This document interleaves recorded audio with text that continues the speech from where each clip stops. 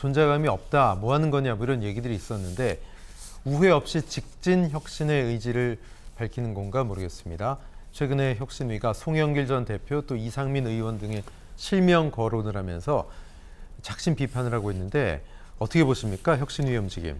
이 혁신위가 거의 2주 만에 이제 김은경 그 혁신위원장이 네. 나타나서 얘기를 했는데, 그리고 그 막상 그 정치인들 실명은 서복경이라는 위원이 얘기를 했습니다. 네네. 김영주 국회 부의장 그 이제 일본 여행? 호카이도 간다고 예. 이렇게 그 한 문자가 들통이 나가지고 사흘 만에 사과를 했던 그 김영주, 그리고 송영길 전 대표.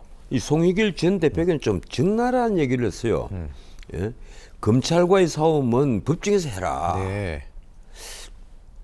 그 얘기를, 똑같은 얘기를 이재명 대표에게는 왜 못하는가요? 검찰과의 싸움을 법정에서 하지 왜 자꾸 네네. 당 최고위원회에서 당 예. 대표가 네. 그 뭐 검찰 국관이 검찰 뭐니 하고 자 검찰 얘기를 끄집어내느냐 하지 마라. 그 얘기를 왜 못합니까?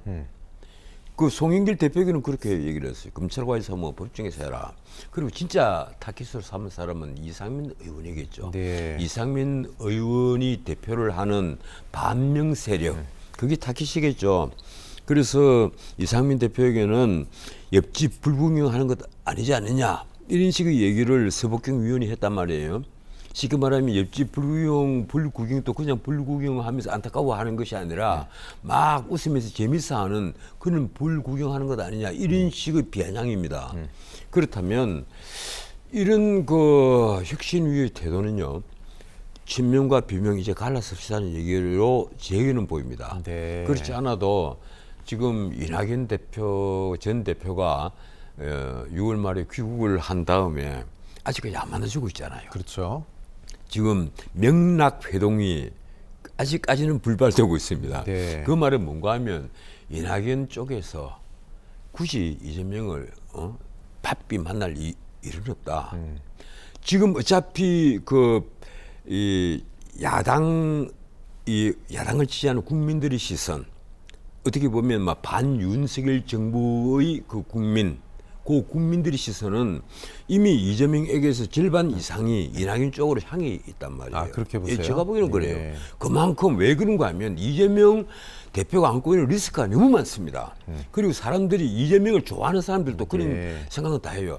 아, 저분이 어차피 제가 재판을 받고 결국은 유죄 판결을 받으면 뭐 다음 대수리고 뭐고 다 끝나는 거다. 정치 생명이 다 끝나는 거다.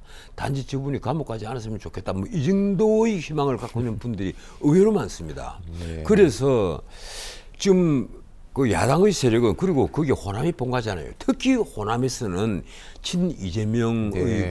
이 지지표가 네. 확 떨어지고 있어요. 눈에 예, 보이듯이 예. 떨어지고 있어요. 그 뭐 여론조사하면 다 나온단 말이에요. 네. 이러니까 이낙연 전 대표가 굳이 예. 내가 이재명 대표를 서둘러면 만날 이유가 뭐가 있느냐. 네. 그 명락 회동이 계속 연장이 되면서 이제 이런 문제가 나오는데, 지금 당장 무슨 혁신위가요, 지금 할 일은 총선의 승리를 할 수 있는 어떤 혁신안을 내놔야 되는데 네. 그걸 못 하고 있잖아요. 왜 네. 그런지 아십니까? 그건 뭔가 하면 혁신위 자체가 친명 그룹이란 말이에요.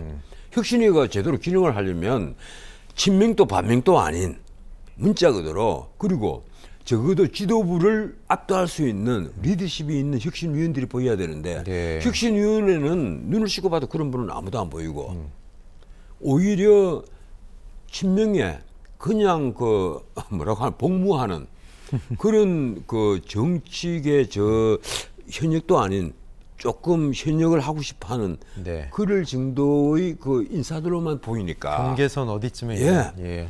이러니까 이 혁신위가 네. 어떤 무게도 없고 권위도 없고, 그리고 흔히 하는 말로 파워가 없는 거예요. 네. 그럼 뭐가 되겠어요? 그러니까 혁신안을 내놓으려 해도 내놓을 혁신안도 없고 또 설령 혁신안이 있어서 내놓는다고 해본들 뭘 하겠어요. 네. 그 혁신안이라는 게 딱 하나인데요. 그 뭔가 하면 이재명 퇴진이란 말이에요.